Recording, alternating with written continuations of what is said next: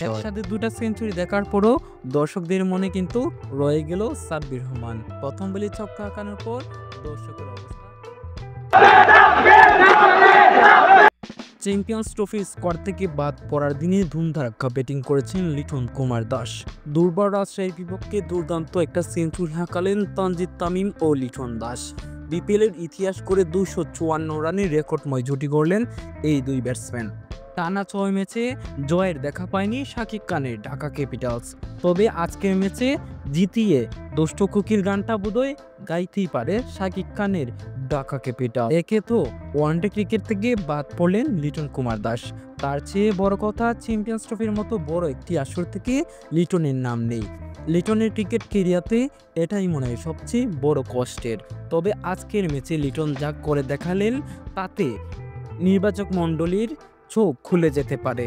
লিটনকে আবারও সেই স্কোয়াডে সংযুক্ত করতে পারে বাংলাদেশ ক্রিকেট বোর্ড। টসে হেরে ব্যাটিংয়ে নামে ঢাকা ক্যাপিটালস। ওপেনিংয়ে তানজিদ তামিম ও লিটন কুমার দাস।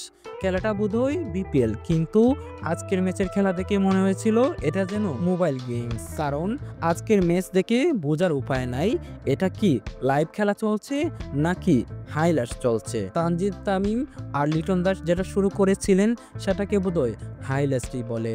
120 বলের মধ্যে ডট বল খুঁজে পাওয়াই যেন চ্যালেঞ্জের। আজকের ম্যাচে তানজিদ তামিম ও লিটন দাস যেটা করিয়ে দেখিয়েছেন, এর আগে বিপিএলে এমন ঘটনা কখনোই ঘটেনি। একসাথে 2 সেঞ্চুরি হয়েছে বহুবার, কিন্তু দেশীয় 2 ব্যাটসম্যান একসাথে 2টি সেঞ্চুরি হাঁকাতে পারেনি কোনো আসরেই। এটাই প্রথম আসর। অনেকদিন ধরেই রান পাচ্ছিলেন না লিটন দাস, তাই তো ওয়ানডেতে তাকে বাদ দিতে হয়েছে নির্বাচক মণ্ডলীদের। নিজেকে ফিরে পেতে দুর্বার রাজশাহীর বিপক্ষে লিটন দাসের এই ইনিংসটাই যেন এখন সাফল্যের। কারণ লিটন দাস যেটা করিয়ে দেখিয়েছেন তা আগে কখনো করতে পারেননি এই বিপিএল আসরে।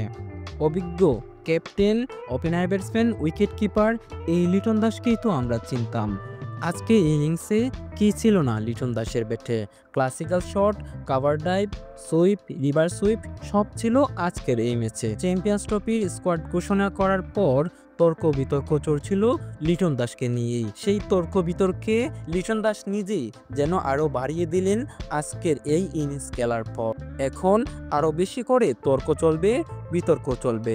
লিটন দাস কি স্কোয়াডে জায়গা পাওয়ার যোগ্য ছিলেন নাকি যোগ্য ছিলেন না?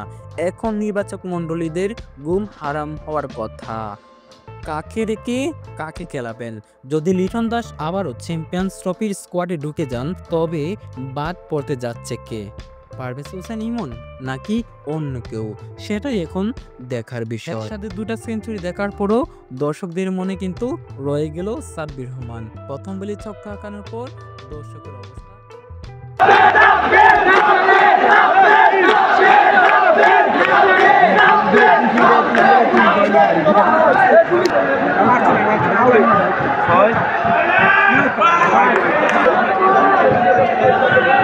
ছোট ভাই শাড়ি মারছে